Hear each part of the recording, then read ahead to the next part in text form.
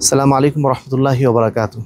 বিসমিল্লাহ আলহামদুলিল্লাহ ওয়াসসালাতু ওয়াসসালামু আলা রাসূলিল্লাহ ওয়া আলা আলিহি ওয়া সাহবিহি ওয়া মান ওয়ালা। তেরিমা কাসি মালয়েশিয়া, আশা করি ভালো আছেন সবাই আপনারা।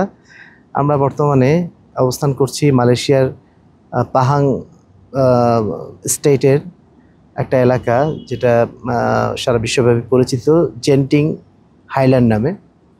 এই হাইল্যান্ডে আমরা এখানে এসেছি প্রায় সমুদ্রপৃষ্ঠ থেকে 1800 মিটার উচ্চতায় অবস্থিত এই এলাকাটি, যেটি মালয়েশিয়ার রাজধানী কুয়ালালামপুর থেকে প্রায় 1 ঘন্টার রাস্তা।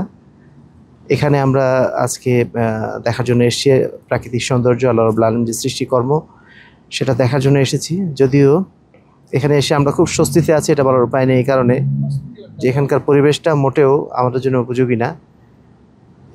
যদিও মুসলিম রাষ্ট্র, কিন্তু এখানে যে আয়োজনগুলো করে রাখা হয়েছে একটা মুসলিম রাষ্ট্র হিসাবে মোটেই মানে তার পরিচয় বহন করছে না। এখানকার সংস্কৃতি পুরোটাই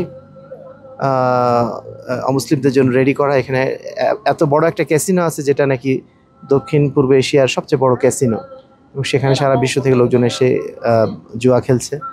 যদিও মুসলিমদের প্রবেশ নিষিদ্ধ করা আছে খাতা কলমে, তারপরে আয়োজনটা যে করে রাখা হয়েছে, এই আয়োজনটাই আমাদের মুসলিম সংস্কৃতির জন্য নিঃসন্দেহে কলঙ্কজনক। কিন্তু এই জায়গাটা খুবই সুন্দর, প্রাকৃতিক সৌন্দর্য জায়গা থেকে এটা অত্যন্ত সুন্দর একটি জায়গা। এখান থেকে কুয়ালালামপুর শহরটা আমরা দেখতে পাচ্ছি, যদিও মেঘের কারণে কিছুটা আবছা, আর মেঘ মানে আশপাশে বিল্ডিংগুলো, হোটেলগুলো ছেয়ে যাচ্ছে। এখানে এমন একটা বড় হোটেল আছে যেটা বলা হচ্ছে ফার্স্ট ওয়ার্ল্ড হোটেল। সেখানে প্রায় ৭,৫০০ রুম বিশিষ্ট একটি হোটেল রয়েছে, এবং হোটেলটি বিশ্বের সবচেয়ে বড় হোটেল বলা হচ্ছে রুম সংখ্যার দিক থেকে। তো এখানে এসে প্রাকৃতিক সৌন্দর্য দেখে ভালো লেগেছে, কিন্তু অন্যান্য জায়গাগুলো নিঃসন্দেহে আমাদের উপযোগী না, এবং কাউকে আসার জন্য রিকমেন্ড করবো এটাও না। তবে এখানে যে কেবল কারটা আছে, এটা বেশ আমাদের ভালো একটা অভিজ্ঞতা বা ভালো একটা ফিলিংস দিয়েছে, ভালো লেগেছে সব মিলিয়ে। আমাদের সাথে এখন আছেন আমাদের মোহাম্মদ আলী ভাই, যিনি পাহাং স্টেটের একটি এলাকায় উনি ওনার বিজনেস করছেন আর কি। আলহামদুলিল্লাহ, গতকালকেও উনি আমাদের সময় দিয়েছেন, আজকেও পুরোটা সময় দিয়েছেন। বাংলাদেশে ব্রাহ্মণবাড়িয়ার কসবাত নবীনগরে তার বাসা। তো আলহামদুলিল্লাহ, বর্তমানে তিনি নওদাপাড়া অধিবাসী হিসাবে আমাদের প্রতিবেশীও বলা চলে। আর আমার বাম পাশে আছেন ইউসুফ ভাই, ওনার বাসাও কুমিল্লা জেলার দেবুদ্দার উপজেলাতে অবস্থিত, এবং মালয়েশিয়াতে তিনি বেশ কয়েক বছর ধরে আছেন। এবং আলহামদুলিল্লাহ, এখানে তিনি বর্তমানে বলা যেতে পারে দাওয়াতের জন্য বেশ বড় একটা ভূমিকা রাখছেন, সালাফি দাওয়াতের প্রচার এবং প্রসারে। আল্লাহ রাব্বুল আলামিন তাদের দুজনকেই তার দ্বীনের জন্য যেন কবুল করে নেন, এবং সেই সাথে মালয়েশিয়ায় প্রবাসী যারা বাংলাদেশি আছেন, তাদের মধ্যে দ্বীনের দাওয়াতকে আরও শক্তিশালীভাবে এগিয়ে নেওয়ার যেন তৌফিক দান করেন, আল্লাহুম্মা আমিন।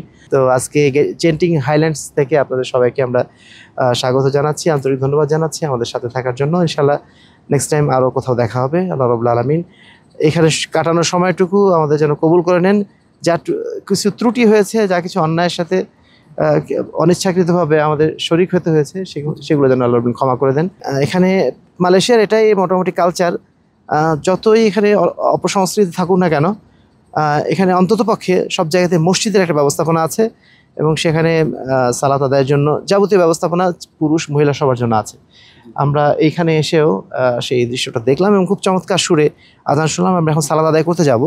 আল্লাহ রাব্বুল আলামিন যেন আমাদের এই সময়টুকু কাজে লাগানোর তৌফিক দেন, এবং এখান থেকে যে অভিজ্ঞতাগুলো হলো সেগুলো ভালো জায়গায় কাজে লাগানোর তৌফিক দেন, এবং খারাপগুলো থেকে আমাদের জন্য হেফাজত করার তৌফিক দান করে নিজেদেরকে। আল্লাহুম্মা আমিন। তো আজকের মতো এখানে শেষ করছি। আসসালামু আলাইকুম ওয়া রাহমাতুল্লাহি ওয়া বারাকাতুহু।